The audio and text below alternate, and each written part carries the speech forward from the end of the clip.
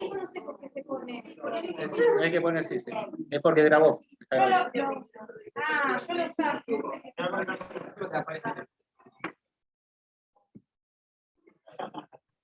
Hola.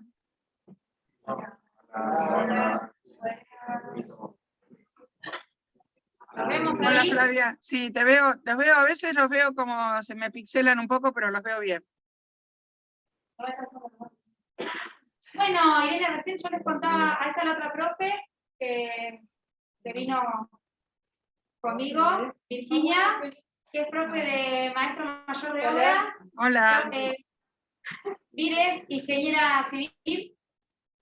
Bueno, yo soy profe, y después tenemos los profes de sistema constructivo, instalaciones, bueno, y todo acá el grupo, energías renovables, como te conté, de sexto, y maestro mayor de obras de quinto y de sexto. ¿Sí? Bueno, un poco estuvimos charlando de vos, de lo que habíamos propuesto trabajar con los chicos de sexto, eso que te pasé, y nada, teníamos ganas de escuchar y aprender un poco. Bueno, un placer estar con ustedes, poder servirles, y no sé cómo quieren que empiece, qué quieren que les cuente primero, un poco sobre mí o sobre, contame, haceme preguntas. Claro, que nos cuentes un poco de vos, de dónde te formaste, eso que está muy interesante. Bueno, yo estudié, ustedes avísenme si no me escuchan bien en algún momento y me pongo los auriculares, pero me resultan incómodos, pero a veces se escucha mejor con los auriculares. Por eso avísenme si por casualidad no me escuchan bien. Bueno, yo tengo 65 años, o sea, soy una persona grande, no parece a veces, pero los tengo, y siempre quise ser ecóloga. Yo tuve en el colegio secundario, como ustedes, una profesora que a mí me marcó, digamos, que fue la que me hizo tomar la decisión de mi vida. En realidad, siempre me gustó la naturaleza desde chica. Yo vivía en una casa muy humilde, vengo de una familia de clase media baja, y bueno, pude, digamos, progresar por la voluntad que tenía, por el apoyo de mis padres, gracias a la educación pública, porque yo soy producto de la educación pública, como ustedes. Y yo tenía, bueno, mi casa era una casa muy antigua en el barrio de Parque Patricios, en el sur de Buenos Aires, de la ciudad de Buenos Aires, que no era lo que es hoy Parque Patricios, porque hoy desde que se creó el distrito científico-tecnológico ahí, y desde que llegó el subte, y desde que se creó el edificio moderno, inteligente de la jefatura de gobierno, cambió muchísimo el barrio, pero cuando yo vivía ahí era un barrio tremendo, que uno cruzaba la avenida Caseros y detrás del parque había malevos, había gente que se aparecía acuchillada. Estoy hablando de fines de la década del 50, principios de los 60. Entonces yo iba al Instituto Bernasconi, que es una escuela pública, que en ese momento tenía la escuela de los varones y las nenas separadas, es un instituto modelo que está ahí, estaba a 2 cuadras de mi casa, yo tenía el privilegio de tenerlo ahí. Y bueno, fui a esa escuela, que es una escuela que tiene una muy buena biblioteca, tiene un propio museo de ciencias naturales, creado por la gran educadora Rosario Vera Peñalosa, la maestra de la patria, como se la llamó, y tuve el privilegio de vivir en ese barrio y de poder ir a esa escuela, que es donde hacen en general muchas de las maestras sus prácticas de todo el país y de países limítrofes. Yo cuando estaba en sexto grado, bueno, en mi casa yo tenía un jardincito atrás que era de varios departamentos, era una especie de PH muy antiguo, nosotros vivíamos en un segundo piso sin ascensor, por escalera, y atrás había una especie de patio y siempre había plantas autóctonas que aparecían, así lo que hoy llamaríamos vulgarmente yuyos, con bichitos que las polinizaban, con orugas que después se transformaban en mariposa, y desde muy chica a mí eso me llamó siempre la atención. Entonces me procuré en el Museo de Ciencias Naturales propio de la escuela, que era muy precario, pero era mejor que lo que tenían otras escuelas que directamente no tenían nada, y la biblioteca, bibliografía. Y en sexto grado descubrí al señor Ernst Haeckel, que hablaba de ecología, que fue el creador de la palabra ecología, que viene de oikos en griego, que quiere decir casa, y logos, que quiere decir ciencia, ¿no? O sea, el estudio sería el estudio de la casa o del ambiente en general. En griego las palabras tienen acepciones muy amplias, son, digamos, varias palabras en castellano de una palabra en griego, ¿no? Entonces de ahí de oikos y logos viene ecología. Y yo dije, ay, yo quiero ser esto cuando sea grande.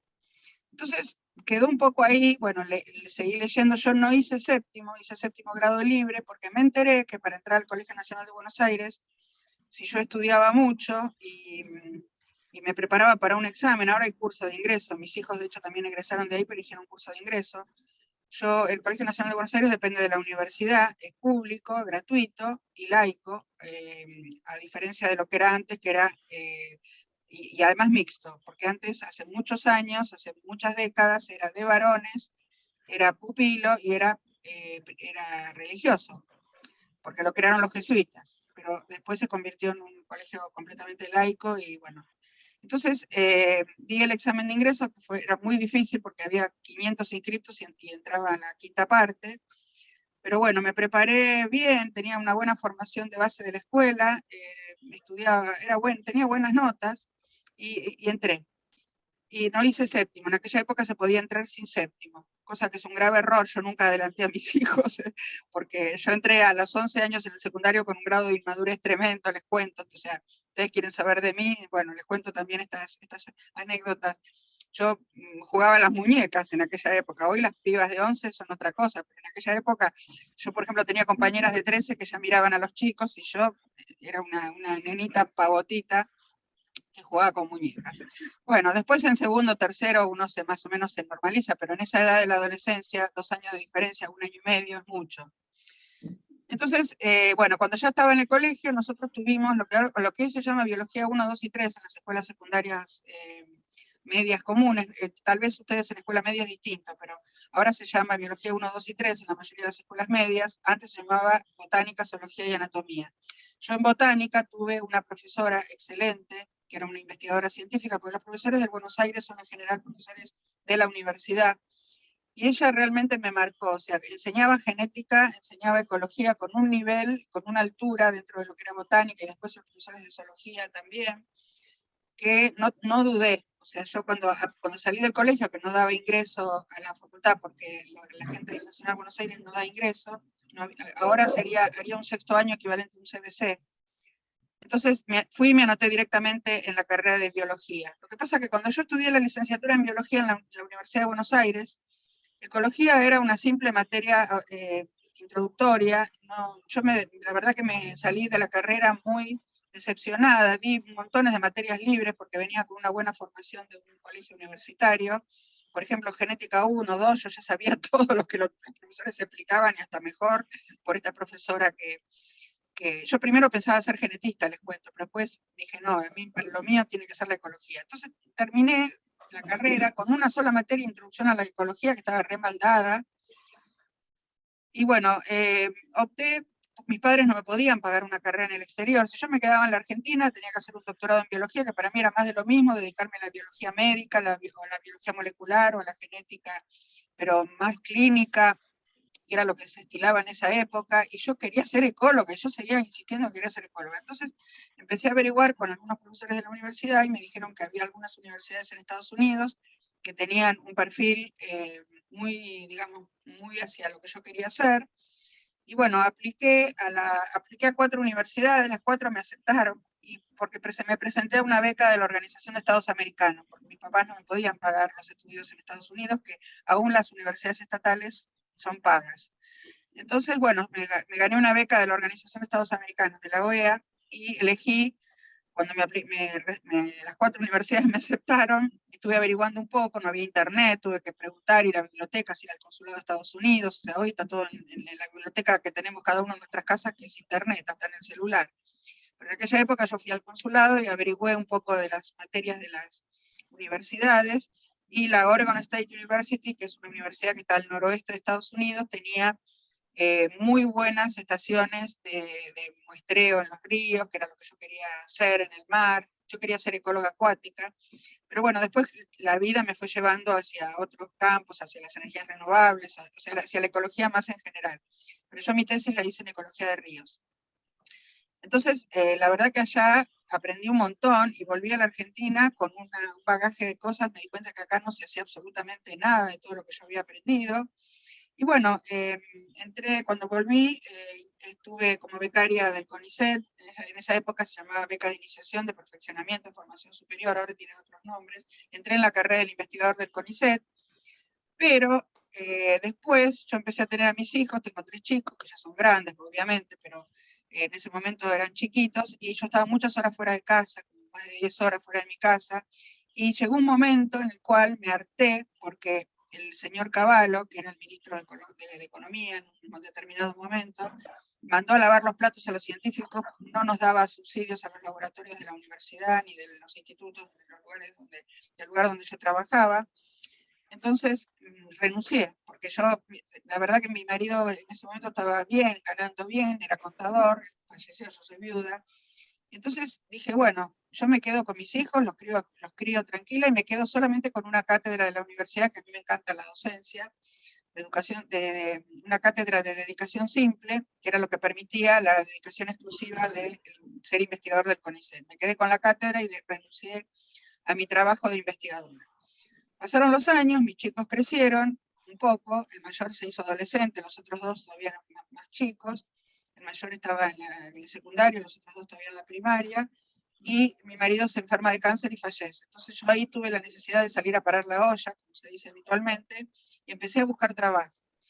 Frente a la desgracia, digamos, que perdí a mi marido con 3 chicos, tuve mucha suerte en un punto, porque justo en ese momento se empiezan a crear las carreras ambientales que en mi época no existían, porque yo hubiera tenido una opción de hacer un posgrado ambiental acá o de estudiar una carrera ambiental acá, no hubiera, de ninguna manera hubiera aplicado para ir a estudiar al exterior, pero en ese momento no tenía opción si yo quería aprender lo que yo quería.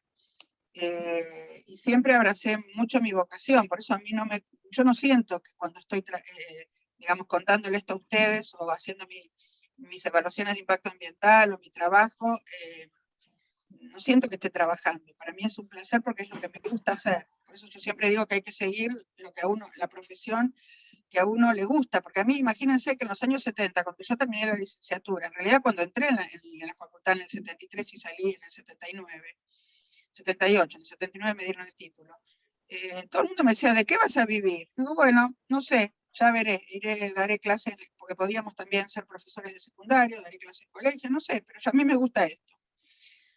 Todo el mundo me criticaba, porque la mayoría de mis primas, todos optaban por derecho, medicina, ciencias económicas, las carreras tradicionales, ingeniería. Y bueno, en realidad yo seguí insistiendo con que quería ser ecóloga y bueno, en ese momento fue en los años 90, en los 2000 en realidad, a partir del fallecimiento de mi marido, más sobre todo, que aparecieron las carreras ambientales, apareció ingeniería ambiental en las universidades del conurbano. En la Universidad de Buenos Aires no existe ingeniería ambiental, pero sí, por ejemplo, en la Universidad de 3 de Febrero, donde me convocaron ahí desde el principio de la carrera. Yo ahí dicto una materia que se llama ecología, y después más adelante agarro a los alumnos en tecnología, ambiente y sociedad, que es una materia, o sea que los tengo a los alumnos en distintas etapas de su carrera. Apareció la licenciatura en Ciencias Ambientales de la Universidad de El Salvador, que es privada, pero bueno, me convocaron, yo necesitaba trabajar y la tomé. Y después en la Universidad de Buenos Aires se crearon varios posgrados en un montón de carreras que no tenían ninguna de estas materias. Por ejemplo, yo ahora este sábado, mañana, empiezo a dictar un bimestre, porque los posgrados no son cuatrimestres, son bimestres, en la carrera de Derecho de la Universidad de Buenos Aires, una materia en la especialización en recursos naturales. Y también hay una maestría en Derecho Ambiental, o sea, hasta los abogados hoy necesitan saber temas ambientales, los contadores, los economistas, en las circunstancias económicas se dicta posgrado de Economía Ecológica.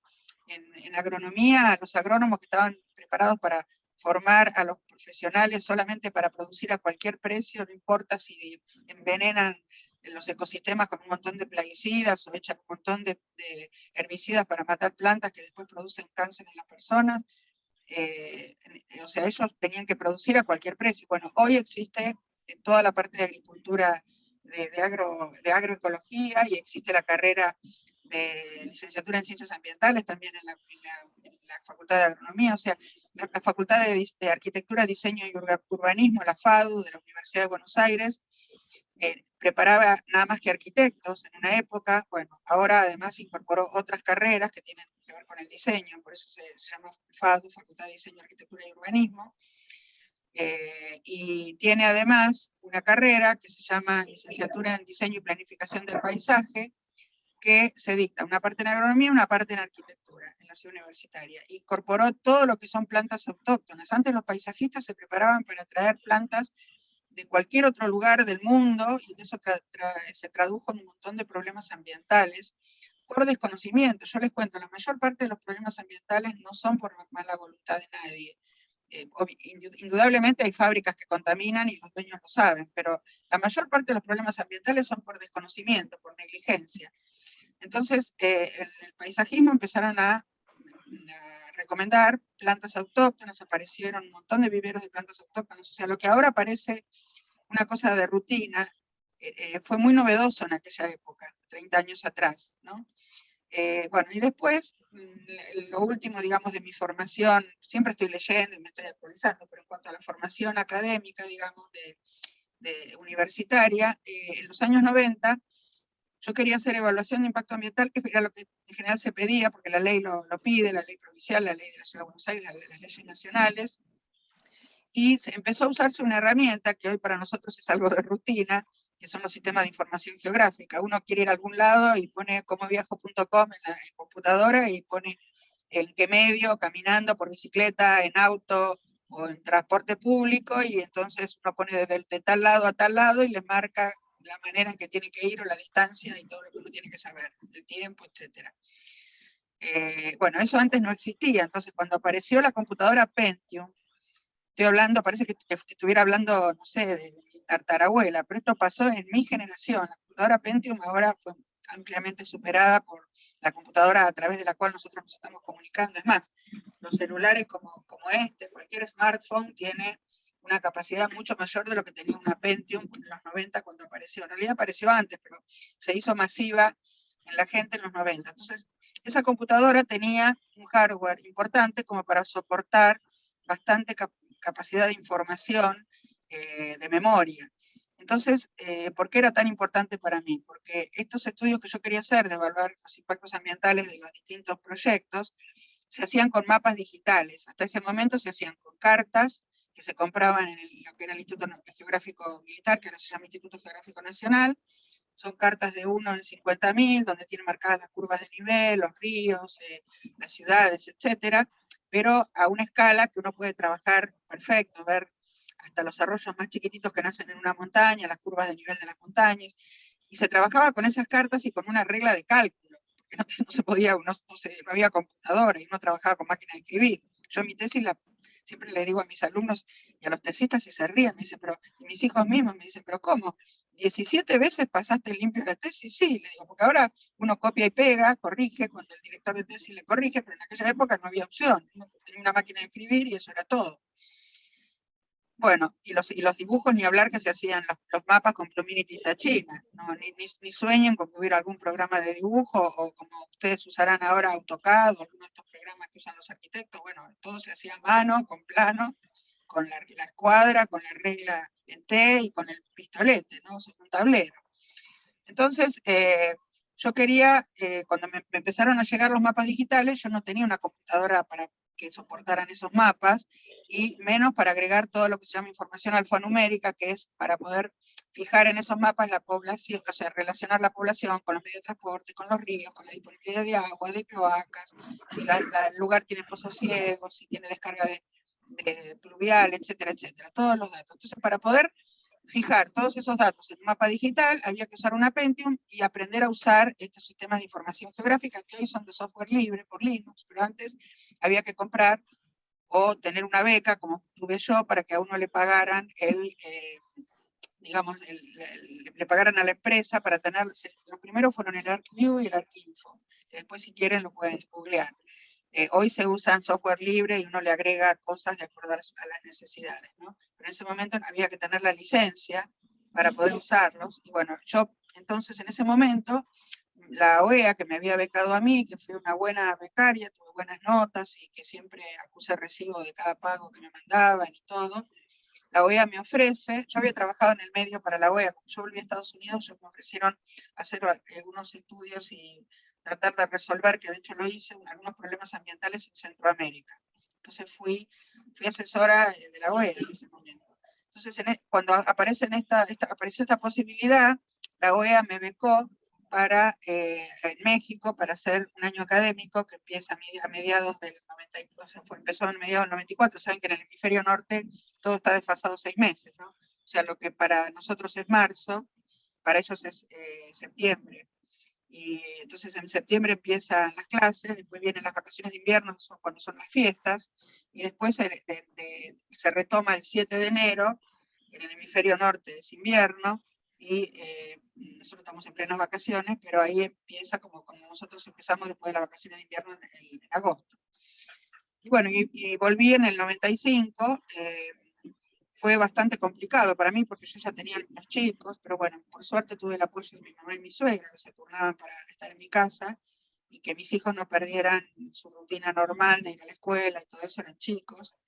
Pero fue duro porque no había Zoom, no había llamada, o sea, había que llamar por cobro revertido, pagar las llamadas allá que costaban una fortuna, entonces yo extrañé mucho, pero bueno, me concentré en lo que quería estudiar y lo hice. Hoy en día esos posgrados, es un posgrado internacional de evaluación de impactos ambientales que me permite trabajar con proyectos de todas partes del mundo. Y esos posgrados hoy se pueden cursar tranquilamente por Zoom. Y son caros, pero también hay becas. O sea, como me becaron a mí, sale mucho más barato para la Organización de Estados Americanos, porque en ese momento a mí me pagaron pasaje, estadía, inclusive me daban un dinero para que yo pudiera, para almorzar, para cenar, para que yo pudiera moverme, y para poder alquilar un lugar que éramos, imagínense que había, de los países de América Latina, había un representante de cada país. A mí me seleccionaron entre 430 candidatos, y la mayoría eran ingenieros y eran varones, no tenían ni idea de lo que era, ni siquiera confundían ambiente con ecología. Hoy parece un disparate, pero en esa época los ingenieros no tenían la formación, los ingenieros civiles estoy hablando, ¿no? De los que tienen hoy.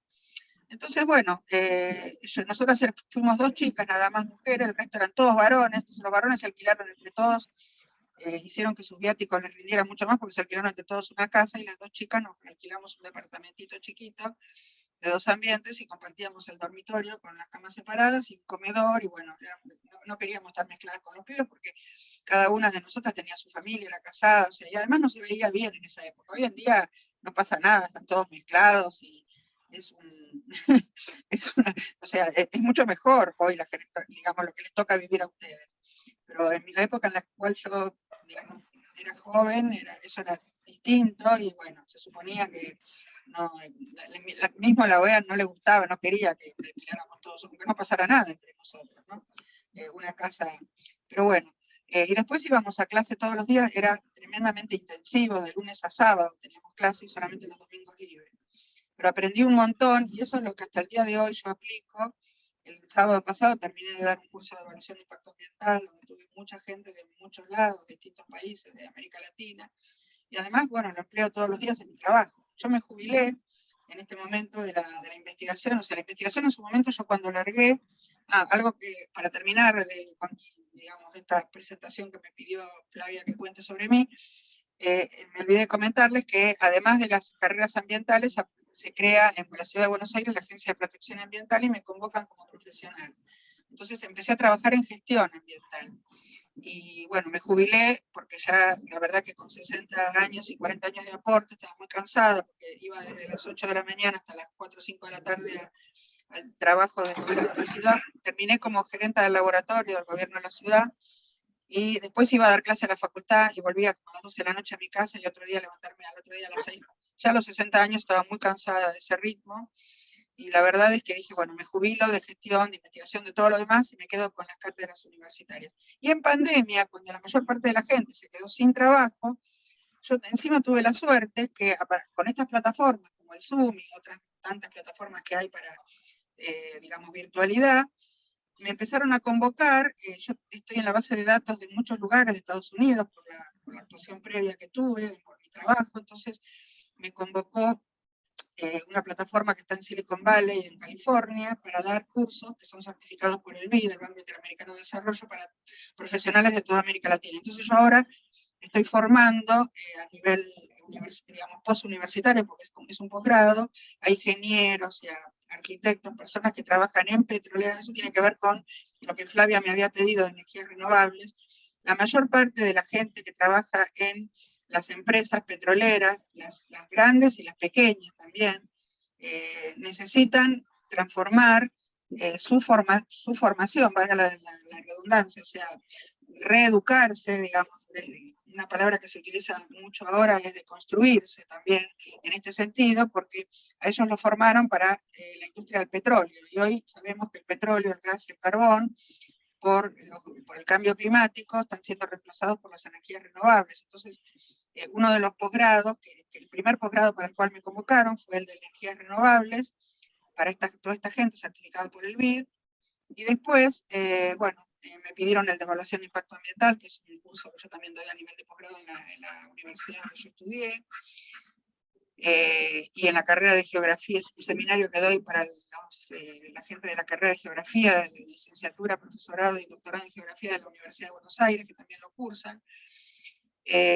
Y bueno, y en residuos y en otras cosas que tienen que ver con los aspectos ambientales, pero por eso les digo que la vida me fue llevando, más que nada, hoy no nos podemos dar el lujo de ser tan ultra especializados en ríos, en ecología, porque los problemas ambientales nos superan, y como dice el panel intergubernamental de cambio climático, el IPCC, tenemos una ventana de oportunidades de muy pocos años para no caer en lo que se llama el tipping point, o sea, el punto de no retorno, poder volver a tener dejar un planeta digno. Yo no voy a ver los cambios, porque no, digamos, salvo que viva 200 años, cosa que es imposible, pero quiero que mis hijos, mis nietos y mis alumnos y sus familias puedan vivir en un planeta mejor, o por lo menos un planeta igual y no peor del que tenemos ahora.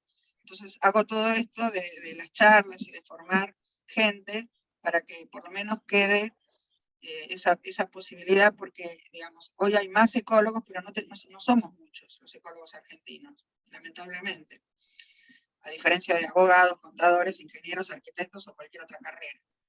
Así que no sé, Flavia, no me quiero extender mucho, porque ya esto me llevó como 25 minutos.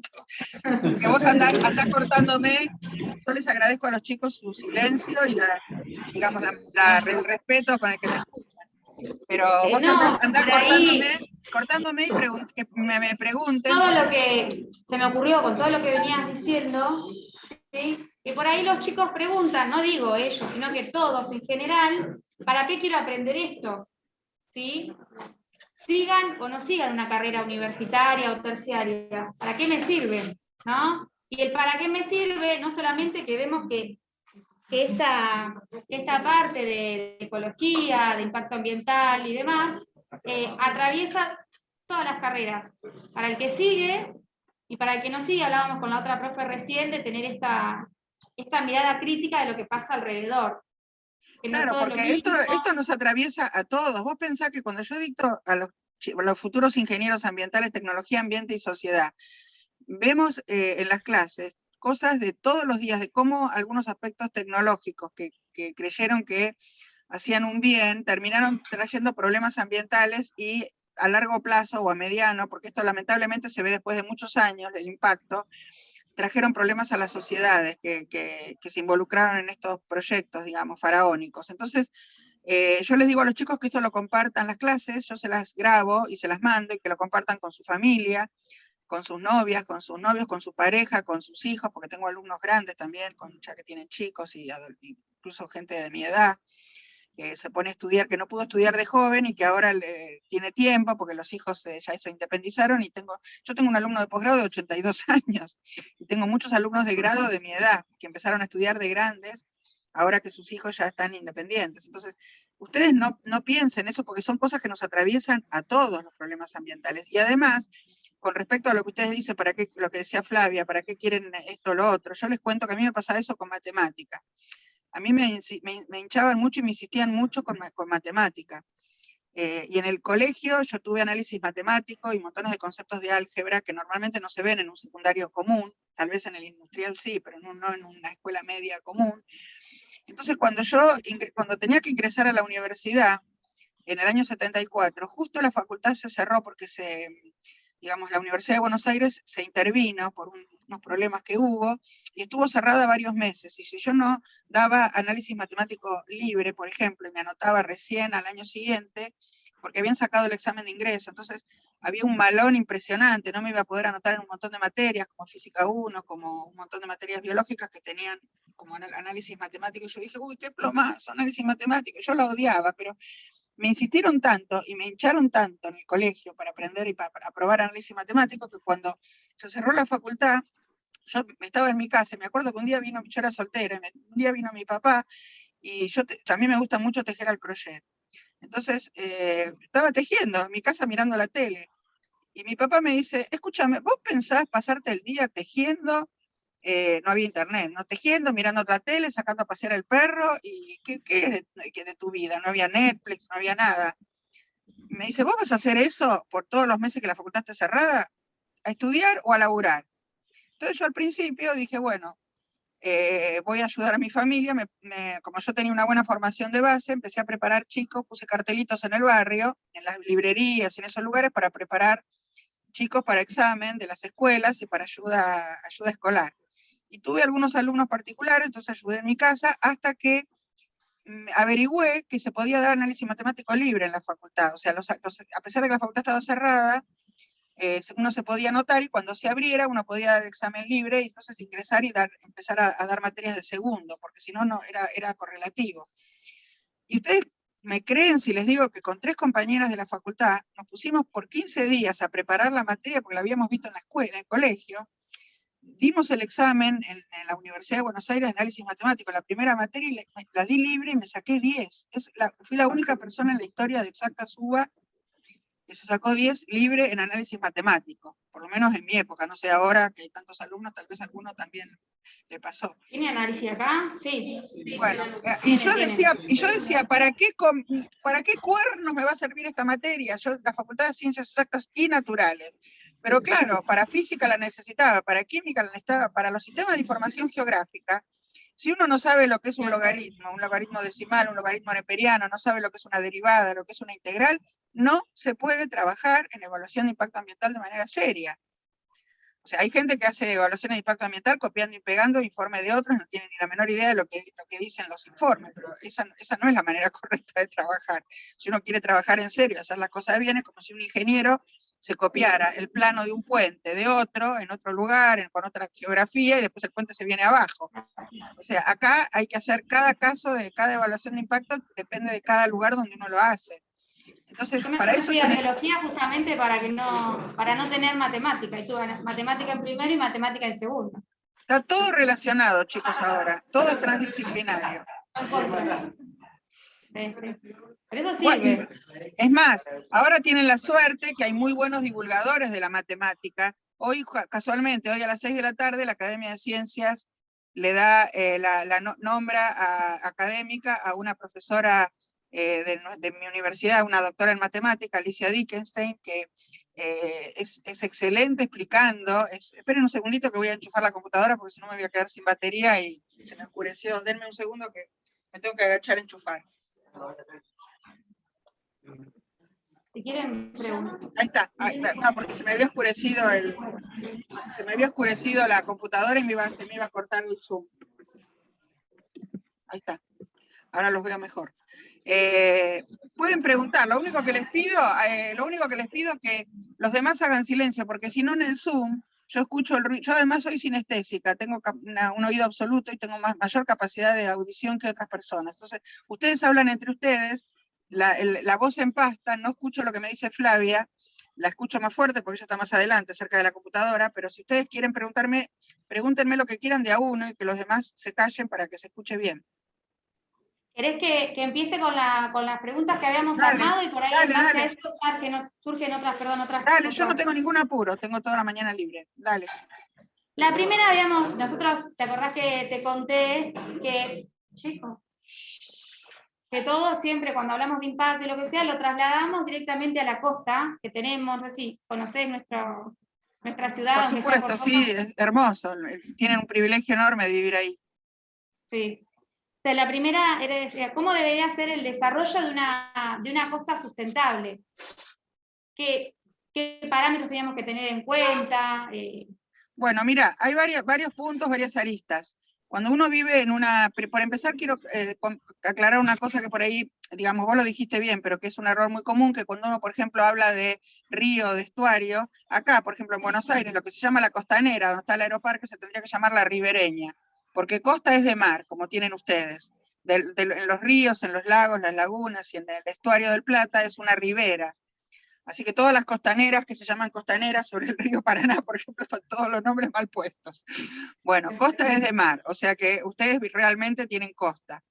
Contestando a lo que me pregunta Flavia, les decía que hay varias aristas, porque por un lado está el tema de las energías renovables, que no está muy explotado todavía en la Argentina. Por ejemplo, se podría obtener, como en algunos países europeos, energía con el movimiento de las mareas, de la pleamar y la bajamar, lo que se llama la energía mareomotriz, o la undimotriz, que es la energía de las olas, que le ponen como una especie de flota-flota, y eso se traslada. O sea, en realidad es energía de movimiento, eso lo tuvieron ustedes en física, ya a esta altura del colegio.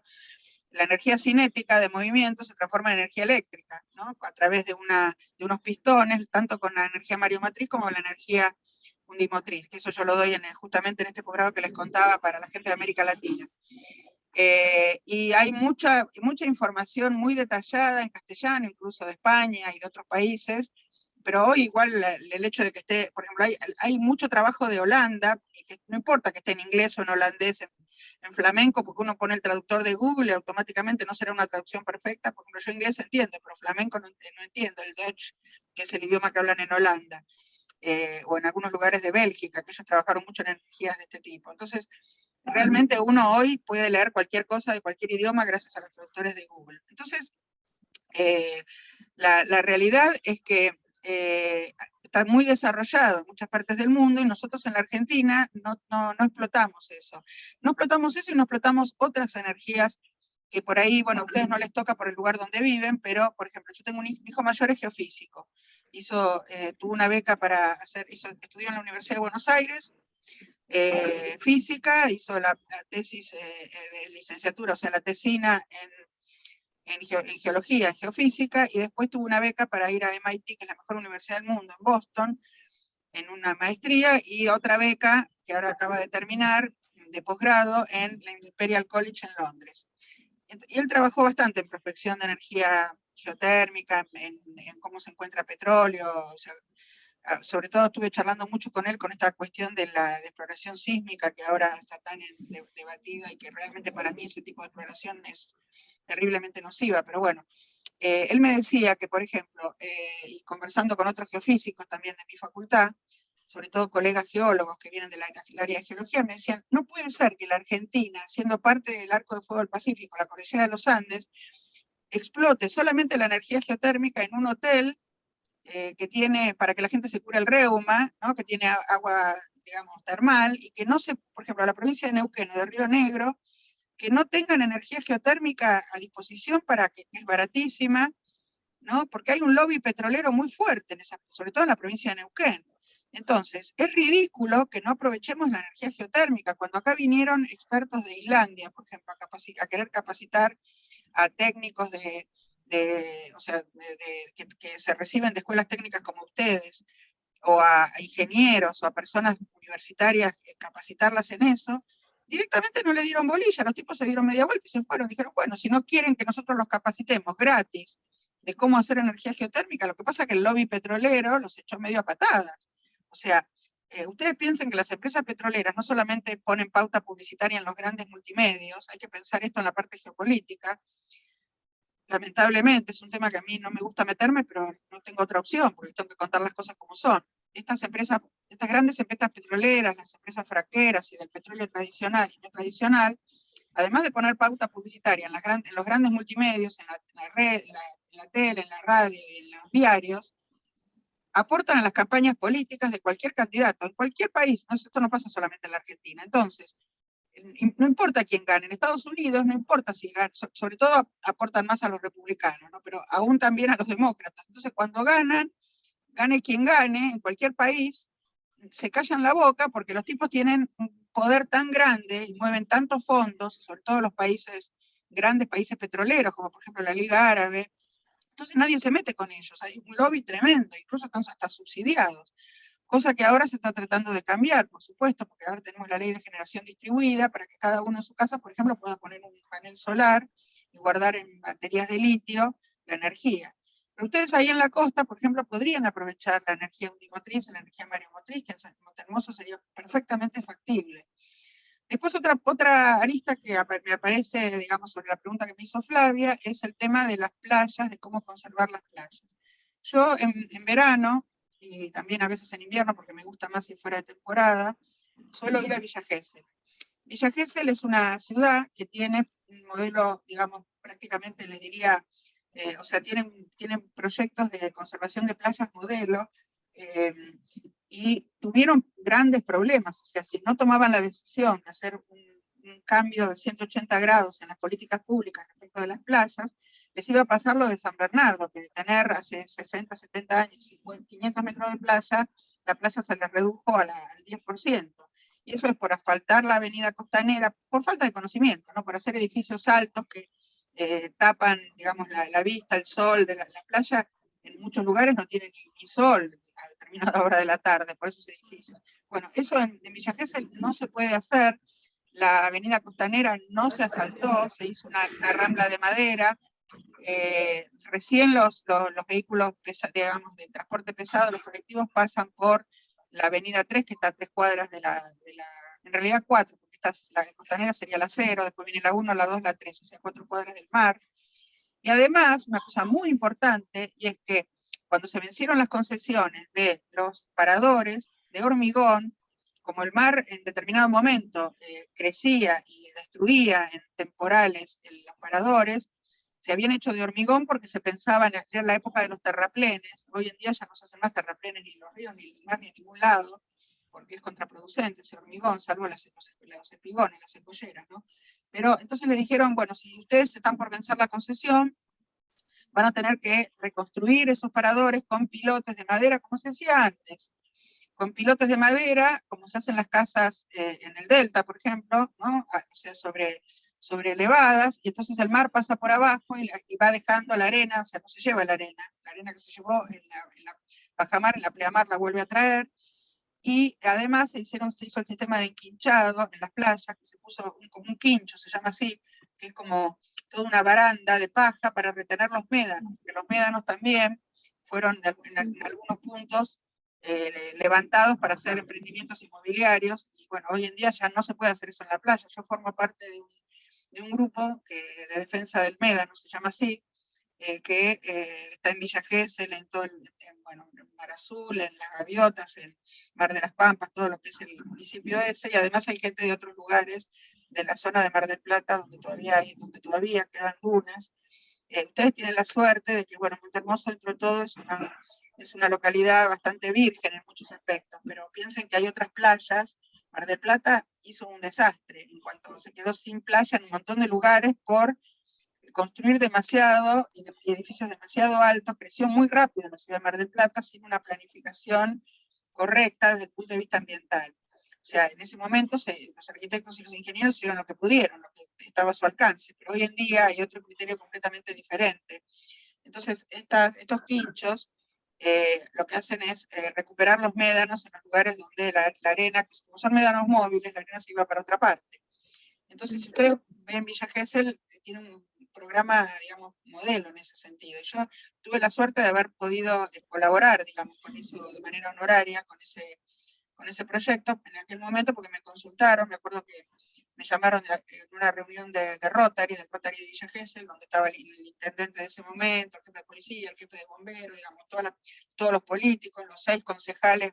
Como Villa Gesell era una localidad relativamente chica, ahora debe tener más, pero tenía nada más que 6 concejales en ese momento. Y bueno, yo les dije lo que me parecía que había que hacer, y que en realidad yo no era especialista en playas, pero me había formado en ecología acuática, y que en Mar del Plata había 2 grandes ecólogos especialistas en costas, que fueron compañeros míos de facultad y se fueron a vivir a Mar del Plata, y les recomendé que los consultaran, y bueno, hicieron eso. Y la verdad que les fue muy bien. O sea que en realidad ustedes todavía están a tiempo de conservar. Yo sé que hay reserva ahí y todo, así que, digamos, lo Perdón, que perdón, Irene.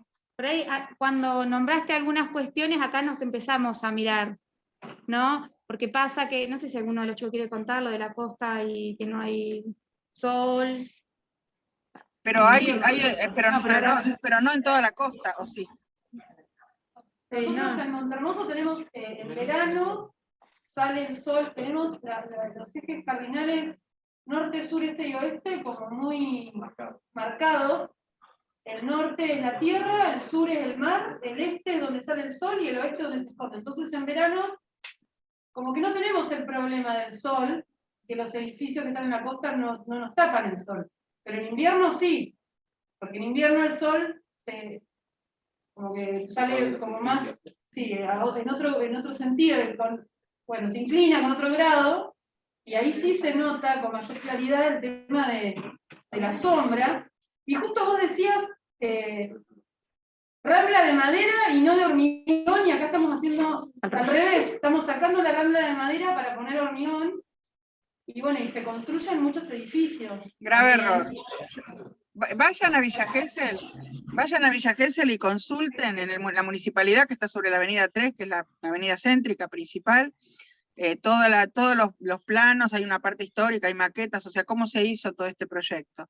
Grave error, es un grave error, porque la verdad que, a ver, lo primero, cuando uno construye pone hormigón o pone pavimento sobre la costa, los autos empiezan a llegar. O sea, en Villa Gesell, el hecho de que la calle 0, que sería la avenida costera, no tenga posibilidad de que porque si un vehículo se mete ahí, se queda atrapado en la arena, salvo que sea una 4x4 o una camioneta de estas doble tracción, pero o los ¿cómo se llaman esos vehiculitos que andan por los médanos? Pero un auto común, mi auto, que es un Chevrolet Onix, si yo me meto por ahí, me quedo atrapada en la arena, no salgo más.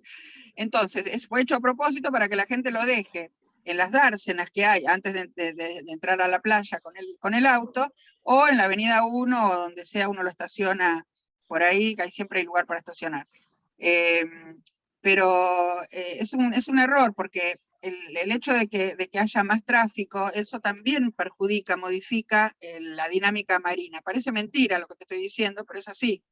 O sea, si ustedes quieren que el mar, bueno, además del tema de los edificios, ni hablar, o sea, también hay que pensar en invierno. Cuando una persona necesita más el sol, generar vitamina D, qué sé yo, uno quiere caminar en invierno por la playa con su perro, o correr, o lo que sea, quiere que le dé el sol, porque en verano en realidad uno se protege del sol porque te cocinás, pero en invierno necesitas el sol. Uno se pone, o sea que en realidad ya en Villa Gesell no se puede construir más sobre la costa, digamos, el código de la ciudad no lo permite. En una época alguno que otro edificio, hay 4 o 5 edificios que tampoco son gigantes, no tendrán más de 10 pisos o 11, pero hay 1, 2 o 3 y todo el resto son mucho más bajos, hasta 4 pisos. Y por eso vos tenés sol en la playa hasta la hora que el sol se opone. En Villa Gesell pasa un poco lo mismo que con ustedes, o sea, en realidad creo que salvo Punta del Este y algunos lugares que tienen geográficamente un accidente en punta, o tienen un golfo o una bahía, en Villa Gesell también tenés el mar al este, al oeste tenés el sol, o sea, sale por el mar, por el este el sol, se opone del otro lado, y el norte y el sur tenés, o sea, el sur te marca hacia, por ejemplo, hacia Mar del Plata, y el norte te marca, por ejemplo, hacia Cariló, qué sé yo, hacia la provincia, hacia la ciudad de Buenos Aires, digamos, por otro lado, por la ruta 11. Pero en realidad lo que ellos se dieron cuenta que no podían cometer los mismos errores que cometió San Bernardo, por ejemplo. San Bernardo, ustedes saben, cuando yo era chiquita, San Bernardo era tierra de nadie, Las Toninas, toda esa zona, digamos, el Partido de la Costa, las playas eran de 500, 700 metros, hoy no tienen más de 50 metros de playa, por eso digo que se redujo un 10%, y eso fue por justamente toda esa masa edilicia, y por haber asfaltado la costanera, y por haber hecho rambla de hormigón, y eso por suerte, bueno, en Villa Gesell se preservó. Así que consulten a la gente de Villa Gesell, yo le diría que vean las experiencias exitosas. Este plan de Villa Gesell que nombraste, te llamaron para eso, ¿en qué año fue? Más o menos, que se reorganizó, ¿no? Como que se planificó un crecimiento para la ciudad que favorezca todas estas cuestiones. Mira, cuando Cuando se empezó a ver, después se desarrolló bastante después, pero cuando se empezó a ver, mi hijo mayor, que el año que viene cumple 40, era, no te digo que era bebé, pero era chiquito, era de jardín de infantes. Claro, yo Eso siento... es cuando se empezó a pensar en cambiar. Eso no quiere decir que se haya hecho en lo inmediato, porque había que esperar que vencieran las concesiones, y es más, la gente que aceptaba, te cuento un dato, la gente que aceptaba destruir el parador que le habían concesionado antes de que se venciera, justamente para no esperar tanto tiempo, y destruirlo, yo me acuerdo patente, tengo incluso fotos, que si hubiera sabido me preguntabas eso, las preparaba para mostrártelas, fotos con, ¿vieron esas especies de grúas con esas bolas gigantes que rompen? Bueno, tengo fotos, incluso, bueno, no había celular para grabar con video como ahora, pero fotos que yo me acuerdo de ver cómo se movía esa bola como un péndulo y venía y hacía pelota en la pared o el techo del parador, bueno. Y entonces esa gente le prometieron y firmaron, digamos que lo iban a hacer a su costo, les dieron exención inmobiliaria por un montón de tiempo, o sea, les dieron exención de impuestos por un montón de tiempo a cambio de que antes de que venciera la concesión pudieran reemplazarlo. Esa es otra opción, porque si hay otros que no, decidieron esperar, porque no tenían posibilidad en ese momento de hacerlo, entonces decidieron esperar que se venciera la concesión, pero había algunos que incluso ya estaban semidestruidos por un temporal que hubo terrible, que rompió un montón de paradores en la costa. Entonces no hay que esperar que venga una catástrofe para darse cuenta. Es lo que, miren, ahora en Brasil, por ejemplo, el otro día estaba mirando, en el norte de Brasil hay hubo un montón de muertos por una erosión tremenda, de la gente humilde se va a vivir hacia arriba de la montaña, y conforma después con el tiempo lo que se llaman favelas, ¿no? Y son los que tienen la mejor vista, porque como no pueden construir abajo, van hacia arriba de la montaña, pero para eso hay que deforestar. Entonces, esa deforestación, cuando llueve mucho, o sea, en este momento, con el cambio climático, hay lugares donde no llueve nada, como pasa acá, que hay una bajante extrema del río Paraná por tercer año consecutivo, o hay lugares que se inundan de Sudamérica que hacen un desastre. Entonces, esa zona de Brasil que tenía bosques tropicales impresionantes, los bosques actúan como un paraguas reteniendo la lluvia, y cae muy lentamente las gotitas por los troncos, por las raíces, y después es tomada por las raíces de las plantas, de los árboles, con las 5 o 6 capas que tiene un bosque, ¿no? Lo que necesita, y el resto se escurre por, digamos, por la superficie, por escurrimiento subsuperficial o subterráneo, por las napas, hacia los ríos y hacia el mar. Bueno, ahí el problema fue que hicieron una gran deforestación, entonces imagínense, la inundación barrió con todas las casas, mató gente, un desastre. Ayer estaba mirando en el noticiero, y entonces dicen, es el cambio climático. Sí, pero el cambio climático, si hubieran estado los bosques ahí, no hubiera hecho ese desastre. Porque la gente lo que pasa es que se fue a vivir donde pudo, acá en general ocupan los lugares fiscales, al lado de las vías de ferrocarril, o qué sé yo, terrenos de la costa, donde sea, ¿no? Pero allá, por ejemplo, van hacia arriba de la montaña, y ya construyen su casa, y después cuando se dan cuenta las autoridades ya no los pueden echar porque ya se hizo todo un barrio. Yo no digo esto que no haya que hacerlo, hay gente que no tiene opción. Bueno, hay que darle una opción, digamos, de vivienda a esa gente, o algún tipo de posibilidades o trabajo, ¿no? Para que la gente pueda de a poquito ir haciéndose su casa en un lugar más digno. El problema es que esto digamos, son cosas no planificadas. Cuando no se planifica a nivel ambiental, la maestría donde doy clases yo en la carrera de geografía se llama, donde doy mi seminario, que se da una vez cada tanto, pero cuando se dicta el seminario de evaluación de impacto ambiental, la maestría se llama de políticas ambientales y territoriales, justamente porque tiene que haber ordenamiento territorial, y está hecho en la carrera de geografía de la UBA, y se anotan arquitectos, se anotan ingenieros, se anotan personas que están estudiando otra carrera, que son maestros. La mayoría de los arquitectos e ingenieros que yo tuve ya eran maestros mayores de obras de escuelas técnicas, por eso se los comento. Pero no tenían ni la menor idea. Cuando tuve una corte, me acuerdo que era gente grande, y me dijeron, a mí no me enseñaron nunca nada de todo esto en la escuela, en el colegio. Probablemente que, obviamente, los profesores que tenían en el área de construcción, por ejemplo, eran arquitectos o ingenieros, y tampoco tenían la menor idea. Entonces hay una deficiencia en la formación. Hay 2 generaciones de transición, que son la mía y la de mis padres, que no tuvieron todo esto en su formación escolar, sobre todo secundaria, e incluso universitaria en otras carreras que no son la que yo estudié, y bueno, y ahí hay a la gente más joven. Ahora todas las carreras, Cuando ustedes entren en una carrera universitaria van a ver que independientemente de lo que elijan van a tener algunas materias ambientales que son como transversales, porque uno no puede divorciarse de eso en la vida. ¿Puedo preguntar algo? Sí. Ya hablamos de que los edificios en sí afectan por el tema del sol de varias maneras. Y si hablamos en el sentido contrario, ¿puede el mar o la costa u otro factor natural afectar a los edificios que tenemos en la costa?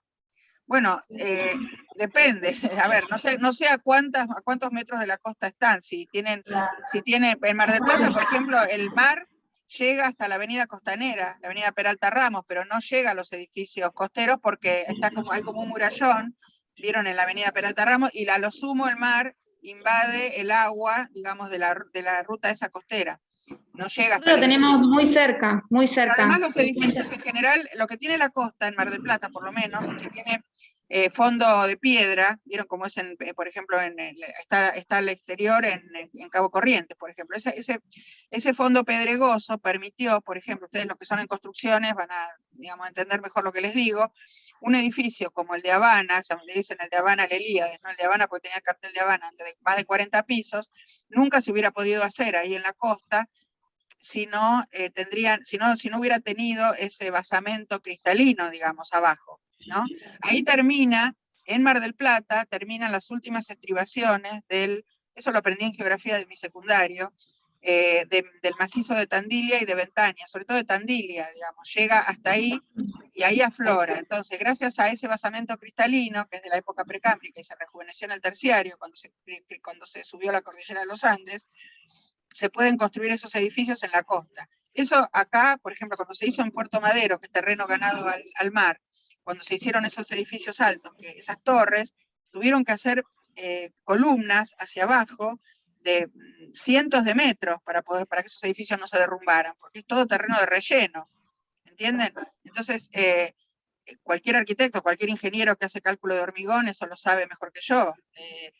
En ese lugar en Mar del Plata era ideal, entonces le dijeron, va, genial, acá hacemos el edificio de Pepsi, que es el otro, que está a 3 cuadras de ahí, son los 2 edificios más altos, digamos, de Mar del Plata, de relativamente poco esfuerzo hacia abajo en el subsuelo por el tipo de roca cristalina que ahí aflora, sobre todo del macizo de Tandilia, más que de Ventaña, ¿no? Pero no creo que llegue, contestando a tu pregunta, no creo que llegue hasta el edificio. No creo. O sea, lo que pasa es que sí puede, por ejemplo, de pronto un grandes olas, en un momento de una tormenta tremenda, o de una tromba, como se llama a veces estas tormentas graves en el mar, llegar hacia la avenida costera. Pero de todas maneras, yo no creo que... La idea de ciudad que pasa en la costa y llega hasta los edificios. Pero los edificios no tienen escalinatas, por ejemplo, para subir, o están sobre la base, sobre el nivel del mar.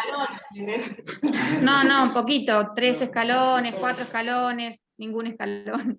Bueno, no sé tampoco no sé qué tipo de tormentas tienen ahí, no sé, eso no te lo puedo contestar porque no conozco tanto como ustedes. Lo que sí se nota, Irene, lo que sí se nota es que en las zonas donde hay edificios, la playa es muy chiquita y en zonas donde no hay construcciones, la playa es mucho más amplia. Bueno, es por lo que yo te digo. Llega... Es por lo que yo te digo, Flavia, porque la dinámica de, digamos, edilicia o de hormigonar o de pavimentar afecta indirectamente a todo el movimiento de la costa. Entonces, por empezar, cuando hay un poco de arena, en lugar de aceptarla como algo natural, un médano, no, la gente lo barre, dice, ay, me está ensuciando el auto, me está ensuciando el balcón, la gente que vive frente al mar. Les digo esto porque yo lo he escuchado. Me ensucia, y bueno, pero en realidad el edificio está donde había un médano. ¿Por qué creen que Gesell cuando hizo su casa le puso 4 puertas, una hacia cada punto cardinal, que hoy está en lo que es la reserva en el bosquecito de Gesell? Justamente porque el tipo se levantaba a la mañana y de pronto tenía un médano en la puerta frontal, entonces no podía, a la noche se le formó un médano, tenía que salir por el otro lado. O sea, tiene 4 puertas esa casa, muy inteligentemente, ¿no? Y él fue el pionero.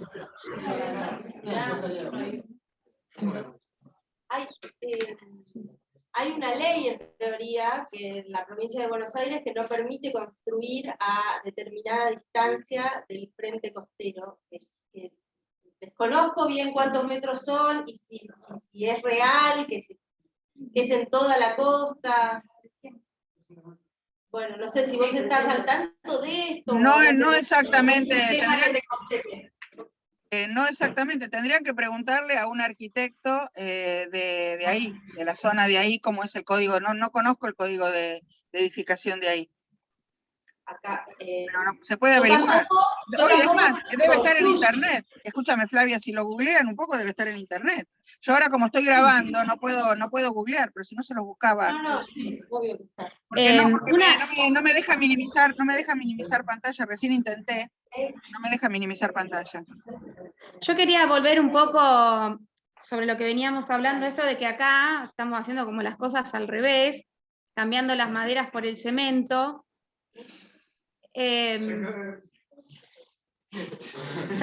Sabiendo, ¿cuál vos nos decís que serían las consecuencias y que uno como ciudadano, se me ocurre a mí, podría hacer o... Sí, podría ser, qué sé yo, visibilizar esto, por ahí de qué manera o cómo. Bueno, mira, te digo, a ver, yo te voy a decir lo que a mí me parece que hay que hacer en este momento, porque para que las personas, los decision makers, como se dice en inglés, los que toman las decisiones, o sea, sean concejales, sea el intendente, no sé, no conozco nada de la parte, digamos, de la estructura política, cómo está conformada ahí en Montehermoso, pero la gente tiene que salir a manifestarse. Por empezar se tiene que informar, porque si vos no estás bien informado de estas cosas, por eso yo celebro que me hayas invitado a esta charla y que inviten también a otras personas que den otras charlas, y si es un arquitecto de los tradicionales o de los ingenieros tradicionales, que le empiecen a hacer preguntas, y si el tipo no sabe estos temas que yo estoy comentando, porque probablemente no sepa, les va a quedar un bichito, una chispa en la cabeza y va a querer averiguar. Hay gente que directamente no quiere saber porque va contra sus intereses, porque tiene empresas inmobiliarias, porque tiene emprendimientos de construcción y no le interesa saber, ¿no? Es un poco lo que pasa en la zona de los humedales con la gente que no quiere la ley de humedales, que perdió estado parlamentario por tercera vez. Este año va a salir, la cuarta va a ser la vencida, bueno, que quieren construir barrios cerrados y qué sé yo, en lugares donde antes había zonas que protegían, además de la biodiversidad, eran como esponjas que protegían frente a las crecidas en los ríos. Entonces, lo que yo creo es que ustedes tienen que invitar distintas personas, así aprovechar la posibilidad virtual o presencial si son de la zona, y cuestionarlos. Y cuando ustedes se informan de las cosas, salir a manifestarse, o sea, porque, ¿qué pasa? La gente que después gana las elecciones necesita ser votada. Entonces, si uno está en contra de un proyecto y esa persona, no, o sea, tampoco se puede decir que uno va a hacer algo beneficioso para el ambiente y después hacer todo lo contrario, como pasó en Catamarca o en La Rioja con las mineras, ¿no? Que traicionaron a la voluntad popular cuando votaron una cosa y resulta que después el gobernante se dio vuelta y bueno, fue un escándalo y por eso hay tantas marchas antimineras en esa zona. Yo no digo que salgan a hacer una marcha masiva, o sí, no sé. El activismo en este momento ayuda. Yo soy una persona grande y cuando fue la revolución, no sé si escucharon en los medios o vieron en las redes sociales, que del 4 al 9 de abril hubo una rebelión científica mundial. Esto empezó en el 2019, antes de la pandemia, por un grupo en Inglaterra, y que después, bueno, en la pandemia se hicieron algunas cosas por Zoom, pero este año, en esa misma semana, ¿no? Este año a nivel mundial se hicieron cosas en distintas partes, desde, no sé, todos con delantal blanco, desde científicos que se encadenaron a un banco que apoyaba proyectos que dañaban el ambiente, o gente que fue, por ejemplo, en España fue gracioso. Yo no estoy, digamos, de acuerdo con ese tipo de activismo. Creo que se puede hacer un activismo mucho más pacífico, pero fueron a Repsol con unos martillos de goma, querían romper el cristal de la puerta de Repsol, le decían, bueno, en caso de emergencia rompe el vidrio, estamos en emergencia climática, ¿no? Bueno, por supuesto la seguridad lo sacó y lo llevó hasta presos. Acá, cuando nosotros armamos las reuniones para ver qué hacíamos, dijimos, bueno, vamos a salir a dar charlas, Todos salimos el primer día, el 4, con un video, lo pueden encontrar en mis redes sociales. Mi Instagram es Wise Irene, al revés, no es Irene Wise, porque Irene Wise ya estaba ocupado por otra persona.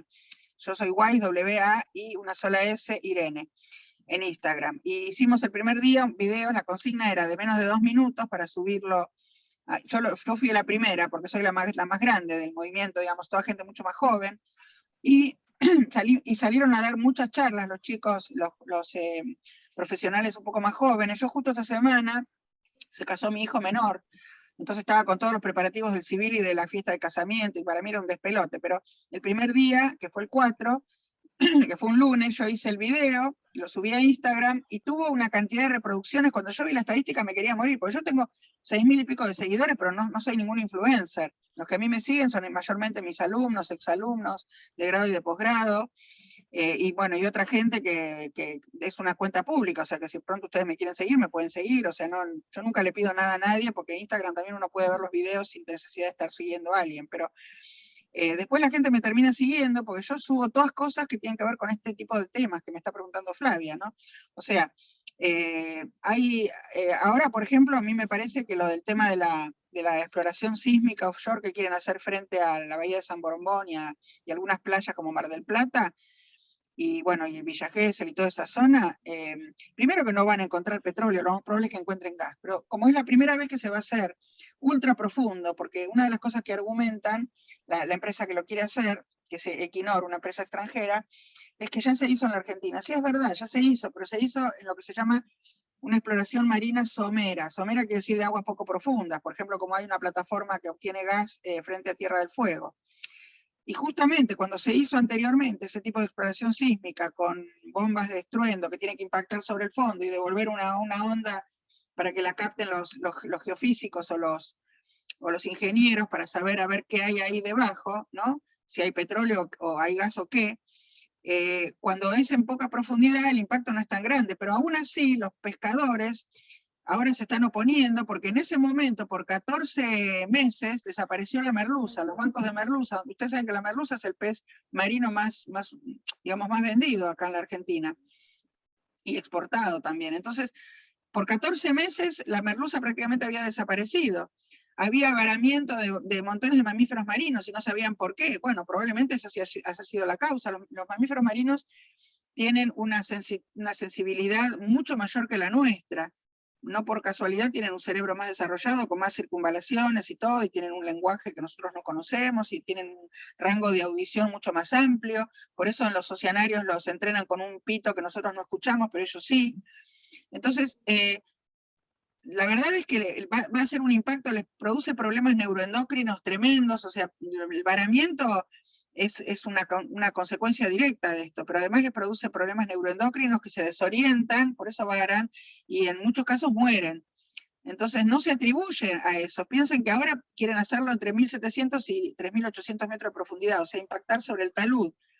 Entonces, ¿cuánta fuerza tienen que tener esas bombas sísmicas para que después, yo no sé si ustedes conocen cómo es el mecanismo que proponen, ¿no? Unos barcos que pasan y tienen atrás como un velo de novia, que tiene sensores que van a captar de vuelta las ondas de rebote para ver qué hay en el fondo, ¿no? O sea, impactan en el fondo, son como bombas de estruendo, como pistolas de aire comprimido gigantes, cañones de aire comprimido para impactar en el fondo. Entonces, eso altera tremendamente la fauna, y nosotros tenemos un animal protegido, que es la ballena franca austral, que es monumento natural, que está protegido, y además tenemos, bueno, los pinnípedos, que son los lobos marinos, por ejemplo, y otros cetáceos, que son los delfines, las orcas, las toninas, en fin. Entonces, hay una falta de conocimiento. Yo cuando vi la evaluación de impacto que hizo la empresa, es una payasada. Es una payasada, por eso la gente empezó a informarse en Mar del Plata, en Villa Gesell, y hacen todas estas marchas. Digamos, a mí me parece que la única manera es informarse y salir a manifestarse pacíficamente, sin destruir nada, sin romper nada, sin hacer, digamos, desastres en los monumentos públicos ni nada. Simplemente que la gente, así como hoy hay una marcha de Ni Una Menos, así como hoy hay una marcha de Ni Una Menos, o una marcha por la ley de me sale la palabra, de interrupción voluntaria del embarazo, iba a decir de aborto, pero se llama Ley de Interrupción Voluntaria del Embarazo, así como se hicieron esas marchas, o la de Una Menos Hoy, a 7 años del primer movimiento, también tiene que haber marchas sobre cuestiones ambientales que la gente no quiere, y para eso la gente tiene que estar informada, y eso es lo que falta en muchos lugares todavía. Irene, en realidad yo vivo acá, pero soy de allá, soy de Ramallo, sobre el río Paraná, sobre la costa. Sí, conozco, Ramallo es uno de los lugares que más sufrió las quemas. Sí, bueno, las quemas, entre otras cosas, pero se estaban ahora poniendo, digamos, sobre aviso y en alerta sobre el dragado del río, el sobredragado del río. Sí, ni me hables de ese tema porque yo estoy todo el tiempo me consultan sobre ese tema. Mira, en Rosario, yo hice mi tesis sobre el río Paraná medio inferior y viví un tiempo en Rosario. Y por supuesto conozco muchísimo tu zona, porque al ir y venir todo el tiempo a Rosario, 300 kilómetros, obviamente camino obligado. Pero te cuento, en Rosario, por ejemplo, el Parque España, que es un centro cultural sobre la ribera, se derrumbó. Menos mal que no había gente en ese momento, porque siempre hay gente haciendo actividades de todo tipo ahí. Y se derrumbó porque justamente el sobredragado, en un momento donde el río está muy en baja, como necesitan llegar a más profundidad, no solamente por el canal de acceso o la mal llamada hidrovía, sino porque Rosario se quedó sin agua potable. Además las cloacas desembocan muy cerca de las tomas de agua y en Rosario se llegó a pedir a la gente que no lave el auto, por ejemplo, obviamente no le vas a decir a la gente no se bañe o no cocine, pero le decís a la gente no bañe al perro por tantos días, no lave el auto, no pasa nada si el auto está roñoso, a los porteros no laven las veredas, o sea, son cosas que se pueden evitar. Y la verdad que hubo una deficiencia de agua, yo te digo, yo estuve el 22 de marzo, que fue el Día Mundial del Agua, y me invitaron a dar una conferencia, porque fue el Día Mundial del Agua por la ONU, por las Naciones Unidas, y soy muy conocida en Rosario, yo llego y soy, no me gusta decirlo, digamos, comentarle, no, pero vos sabés que yo llegué al hotel, te cuento lo que me pasó. Yo llegué al hotel y veo las cámaras de televisión. Digo, hoy debe venir de María, porque yo sabía que de María iba a llegar en esos días, no Messi estaba en Europa. Entonces, digo, de María, que es de ahí, digo, debe estar llegando de María, por encima un hotel lindo, qué sé yo. Entonces, entro al hotel y le digo al Botones que me agarró yo fui por poco tiempo, entonces llevé un carrión, una valijita chiquita con rueditas, que me agarró el carrión, que además ya me conocen. Le digo, ¿quién viene? Me dijo, lo están esperando a usted. Era el noticiero de 12 a 2 de la tarde, que yo llegué 1:30 y yo volví tranquila, porque dije, total, tengo la conferencia a las 6 de la tarde, como tranquila. No, estaban desesperados porque tenía que salir en vivo, era el noticiero del canal público de Santa Fe. Se vinieron de la ciudad de Santa Fe, a Rosario especialmente, a hacerme la nota. Y me dice, antes de que empiece la nota, me dice el que me entrevistó, me dice, es que usted no sabe, Irene, me dice, usted acaso es una celebridad. Es una celebridad, me dice usted acá. Y me dice, vaya, compró el diario, vio la Capital de Hoy. Le digo, no, ¿qué voy a ver? Le digo, si recién llego. Me dice, compre la Capital de Hoy. Entonces me metí por internet. Me habían hecho una nota días atrás que yo ni sabía cuándo salía, porque a mí me hacen las entrevistas y yo ni le sigo el rastro de cuándo salen o cuándo dejan de salir. Sobre todo cuando son de otras provincias, qué sé yo, uno está ocupado con otras cosas. Entonces entré en internet, puse la Capital Wise y la fecha del día y salió una nota donde había una entrevista exclusiva a mí por un montón de preguntas que me habían hecho unos periodistas días anteriores, una periodista. Y encima me dice, mire, fue una nota tan importante que aparte del formato digital está en papel, así que cómprese el diario porque está en doble página, en el diario de hoy. Era un día de semana común y corriente, no me acuerdo que si cayó miércoles, un lunes, un martes, un martes cayó. Y me dice, ellos seleccionan las notas importantes para poner en el papel. Así que les digo que esas cosas, o sea, yo vengo insistiendo mucho con algunas cuestiones que se hacen mal, pero por falta de conocimiento. A mí la gente de Rosario me aprecia un montón y me consultan todo el tiempo cosas, y yo lo que sé les digo, miren, esto me parece que es así, o pueden consultar a fulano. Yo hay cosas que no sé, o sea, lo que está a mi alcance puedo ayudar, pero tampoco puedo saber todo, porque yo la tesis la hice hace muchos años y no estoy actualizada con lo último de lo último. Pero a mí me preocupa la situación, por ejemplo, de los peces migradores del río Paraná, que bueno, vos si sos de Ramallo, sabrás que tienen dos migraciones, una van hacia el norte para reproducirse y otra hacia el Río de la Plata, digamos, hacia el estuario para alimentarse. Y no están pudiendo hacer esas migraciones. Son el sábado, el dorado, el surubí, el patí, el macuruyú, el pacú, son peces que son endémicos de América del Sur, quiere decir que no están en otras partes, hay equivalentes ecológicos, pero no están esos peces en otros lados. Tienen importancia comercial, obviamente, pero también cultural, porque desde la época de los pueblos originarios, los guaraníes, los pampas, los tehuelches, los consideraban dioses. Y el dorado, que en guaraní la traducción sería el tigre de los ríos, está en el tope de la cadena alimentaria, es un pez, además de ser delicioso, tiene una importancia paleoictiológica grande, porque tiene toda la parte de la cabeza con un hueso entero, es un resabio de los peces primitivos que había acorazados, que hoy son fósiles. Es como un fósil viviente, digamos, es un relicto evolutivo, como decimos los biólogos, ¿no? El dorado. Entonces, están teniendo problemas de reproducción tremendos, es un recurso, una biodiversidad que estamos perdiendo, y yo me desespero, porque yo trabajé muchos años de mi vida, digamos, para preservar ese recurso. Entonces me da una angustia. Con el dragado también están haciendo un daño irreparable. Sí, Esas ciudades, que Rosario, por ejemplo, es una ciudad que creció muchísimo hacia el conurbano sin planificación. Yo los rosarinos los quiero un montón, pero bueno, todo esto se hizo por falta de conocimiento. Por suerte, bueno. Ramallo también tiene un polo industrial bastante importante, y bueno, y el tema de la contaminación y demás, es como, bueno, está siempre ahí en boca.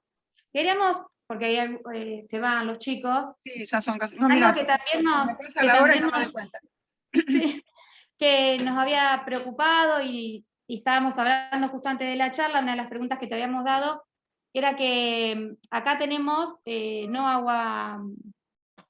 no cloacas, sino que tenemos pozos. Pozo ciego. Pozos, claro. ¿Cuál sería, digamos, o de qué manera afectarían esto a las napas? Los pozos ciegos, ¿no tienen cloaca nadie? ¿No hay cloaca Sí, directamente? tienen un sector, sí tiene.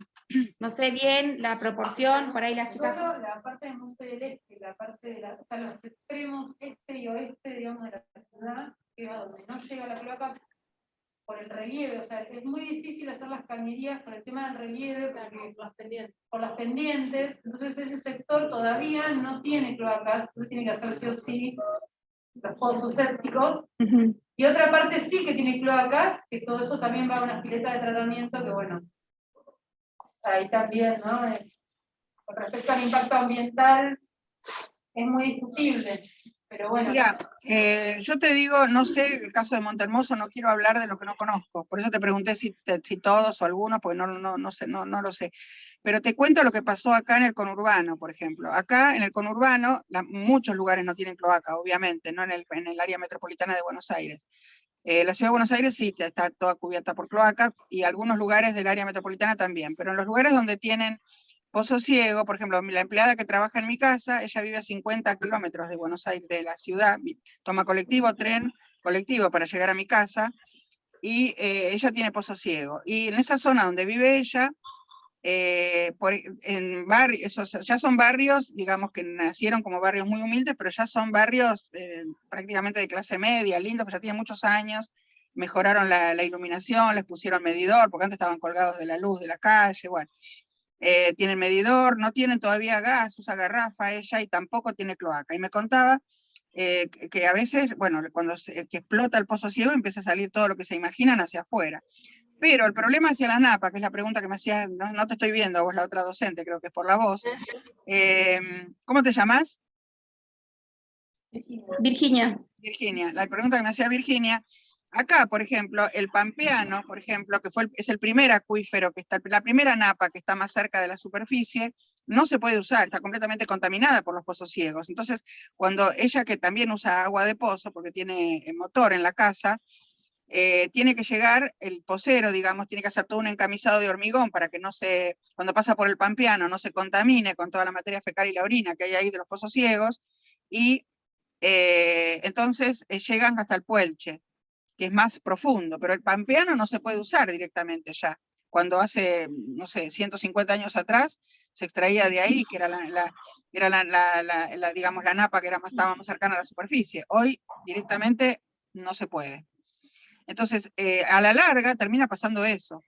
Y a veces los pozos ciegos tampoco son inagotables, cuando llega un punto en el que, uno tiene que llamar a la empresa para que de saneamiento, para que se lleve todo lo que hay ahí y vuelva a tener espacio. Es como si yo tuviera, no sé, este frasco que lo uso para cuando voy a comprar, por ejemplo, frutas secas sueltas, porque a mí no me gusta comprar cosas de envase, ¿no? Yo en mi casa no genero residuos, pero esa es otra historia que algún día si quieren les cuento. Entonces yo voy con esto, supongamos que yo lo lleno, y voy de vuelta y quiero volver a llenarlo. Y no, esto tiene una capacidad limitada, más de lo que tiene, más de 300 centímetros cúbicos, que es lo que tiene este frasco, que era un frasco de miel, que yo lo estoy reutilizando, no puedo cargarlo. Bueno, con los pozos ciegos pasa lo mismo, cuando ya llegan hasta el tope, uno tiene que llamar a una empresa de saneamiento para que saque todo lo que hay ahí y seguir mandando, cuando uno aprieta el botón del inodoro, todo lo que manda por ahí. Bueno, por supuesto, el agua de la grasa de la cocina, del lavado de los platos. Cuando digo el inodoro, me refiero en general a todo lo que va al pozo ciego, ¿no? Pero no sé en el caso de Montehermoso, pero no debe ser tan difícil de asesorarse un poco con empresas y no con el que tenga el interés directo. Me refiero a gente que conozca un poco del tema, ¿no? que esté especializado en eso. Mire, yo les recomiendo la AIDIS, es la Asociación de Ingeniería Sanitaria de la Argentina. Ellos tienen profesionales muy buenos y hacen capacitación en eso, en plantas de tratamiento y en un montón de cosas. Y acá es una asociación que tiene muchísimos años y está conformada por gente muy capacitada. Así que se llama AIDIS, la sigla, ¿no? Asociación de Ingeniería Sanitaria de la Argentina. Bien, Irene, una de nuestras alumnas quería hacer una pregunta. Adelante, sí. ¿Cómo nos veremos en 30 años si seguimos A este ritmo, digamos, ¿no? claro, si seguimos con las Acciones. bueno, ¿cómo nos La veremos? escucho un poco lejos, con eco. A ver si léeme la voz, Flavia, o alguien. O vení más cerca, del micrófono. ¿Cómo te llamas? Priscila, Vení más cerca del micrófono.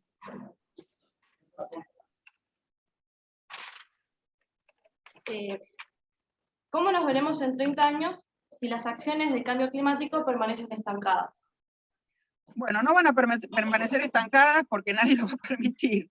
Porque si siguen los gobiernos haciéndose los sonsos, no haciendo lo que pidió el Acuerdo de París, para eso se hace cada reunión COP cada año en el mes de noviembre, ¿no? Este año se hace en Egipto. De todas maneras, cuando se presentó el último informe de cambio climático, que fue en abril, la primera semana de abril, el secretario general de Naciones Unidas, que se llama Antonio Guterres porque es portugués, no es español, si no sería Gutiérrez, ¿no? Guterres, él dijo que en realidad, está el video en internet, lo pueden buscar, es un video cortito, donde él habló pocos minutos y dijo, acá están acusando a los científicos de ser radicales. Perdón, se había cortado. No hay problema. Acá están acusando a los científicos de ser radicales en el sentido extremo, ¿no?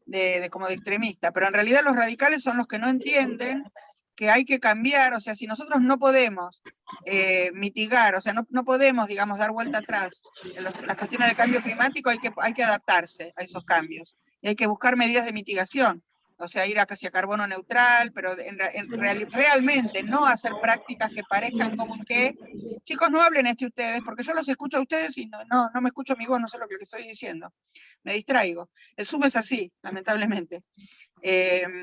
Si ustedes, no sé lo que estaba diciendo, me distraje, me perdí. Bueno, la cuestión es que no se puede, ya sé lo que estaba diciendo. Uno no puede decir como si, hacer como si algo, que eso se llama greenwashing, ¿no? Es hacer como, la traducción sería lavado verde. O sea, decir que algo es ecológico cuando no lo es, porque el adjetivo ecológico se usa para cualquier cosa. Entonces, hay que ser, realmente en la realidad, hay que ir hacia las energías renovables en todas partes. Si uno no tiene una tendencia a la neutralidad del carbono y volver un poco a frenar estos aumentos de temperatura, que por ahí hay gente que no le da importancia, porque dice 1 grado, 2 grados, 3 grados, no va a pasar nada porque uno se abriga o se desabriga, pero no se trata del ser humano. se destartala toda la maquinaria, digamos, mundial de las migraciones de aves, las migraciones de los animales, los cultivos, digamos, de lo que nos alimentamos, o sea, los ecosistemas donde vivimos, todo se destartala, es el efecto mariposa, ¿no? La naturaleza, miren, la clase 1 de la primera hora de ecología es el principio de totalidad e interdependencia de la naturaleza. Todo está relacionado con todo. Entonces, uno no puede pensar solamente, sí, es cierto, yo voy a dar clase de ecología antártica a la base Marambio, que en verano voy, y me pongo la campera que usa la gente antártica, y obviamente no me muero de frío, pero no se trata de eso. Cada año se derrite más el hielo, y no es que va a subir el nivel del mar por el derretimiento del hielo, que eso también es otra cuestión, por supuesto que se van a perder hielos, y eso de hecho está pasando, pero el aumento del nivel del mar es porque con la temperatura, eso lo habrán estudiado en química, cuando estudiaron la ley de Boyle-Mariotte, la ley de Gay-Lussac, o sea, la relación que hay entre la presión, la temperatura y el volumen. Con el aumento de la temperatura se expande el lecho oceánico, y todas las sales, que son iones, ¿no? Las sales se ionizan en aniones y cationes, o sea, aniones positivos y negativos, empiezan a moverse más rápido y se empieza a expandir. Es el principio del microondas. Si yo pongo algo de duro en el microondas, va a tardar un montón en calentarse, porque funciona con el movimiento de los líquidos, ¿no? Entonces, ustedes saben que en el estado sólido los átomos están fijos. En estado líquido se mueven y empiezan a moverse cada vez más cuando uno aumenta la temperatura. La velocidad el aumento de la temperatura aumenta la velocidad de los procesos metabólicos, dice uno de los principios de la física. Entonces, cuando ustedes tienen algo, por ejemplo, una sopa, se calienta muy rápido porque tiene mucho líquido y se transforma en gas. Entonces, lo que pasa en el mar es que esa sopa de sales marinas empieza a moverse todo más rápido y se empieza a ir cada vez más hacia las costas. Entonces, los países insulares y con costas bajas corren serio riesgo de inundarse, pero no porque se derritan los polos, que de hecho se derriten, sino por la expansión del lecho oceánico. Entonces, estas cosas van a ocurrir, y por eso es que hay que pronto empezar a mirar en realmente buscar cómo volver atrás o cómo mitigar eso, cómo adaptarse. No sé si te contesté, porque en realidad esa pregunta es muy amplia. Es muy amplia, sí. Pero bueno, era como para darle un poco el cierre y nada. Y si alguno de los chicos quiere hacer una pregunta, si no... Yo no sé si se van todos, sino que se vayan los que se tengan que ir, y si alguno se quiere quedar, yo no tengo problema. No, es que a las 12 se iban, porque adelantamos una hora. Ah, bueno, está bien. Bueno, otro día si quieren podemos charlar de otra cosa, combinamos, no hay problema. Sí, para nosotros sí, obvio. Nada, más que nada, agradecerte y nada, nos quedaremos con los profes, pero no podemos. Bueno, yo ahora les voy a pasar, y yo ahora te voy a nada. pasar a vos, Flavia, el video por WhatsApp, te voy a pasar el link. Tengan un poco de paciencia porque tarda un rato en descargarse el Zoom. No, lo que les quería decir a los chicos, yo uso todas las redes sociales, ¿no? Pero yo me imagino, como son jóvenes, usan Instagram, que me sigan en Wise Irene. No Irene Wise, que es otra persona, porque es una persona que habla inglés y cada tanto me manda mensajes y me dice, me parece que esto es para usted, pobre. Entonces, como Wise Irene, W-A-I-S Irene, todo junto, sin punto, sin coma, sin guión, sin nada, Wise Irene, y yo ahí todo el tiempo, yo contesto, eso lo manejo, esa es la única red social que manejo yo personalmente, porque para el Facebook, YouTube, LinkedIn y Twitter tengo una tesista que me oficia de secretaria, y me ayuda, porque yo no podría con todo. Pero el Instagram es el que contesto yo por mensaje directo cuando me hacen consultas, así que me pueden preguntar por ahí lo que quieran, pero en general conviene que me sigan, no porque yo pida por ser influencer. Sí, porque no, porque viste que si no va a un lugar oculto de Instagram, y a veces yo no los veo los mensajes. No. Claro. Si son seguidores míos, sí lo veo inmediatamente y puedo responder enseguida. Así que, bueno. Pues igual los chicos los míos al menos van a profundizar algunos de estos temas y por ahí, bueno, te vamos pregúntenme lo que quieran, si se quedaron con si hicieron alguna otra pregunta y se quedaron con alguna duda, pregúntenme por mensaje directo de Instagram y yo les contesto. Wise Irene, acuérdense, no al revés. La foto de perfil es una foto color bordó porque fue en una fiesta cuando me jubilé, que me hicieron la despedida, vieron los reflectores de la fiesta. Sí. Bueno, es una foto de mi cara color bordó. Esa es la foto de perfil. Bueno, Irene, te agradecemos. Un placer. Y, chicos, Bueno, después te paso el video. muchas gracias. Dale, gracias. Chao, chao, chao. Salí vos si querés y después cierro el Zoom. Dale. Ay, no, para que lo recuerdo. Bueno, lo hago yo, no te preocupes, lo hago yo.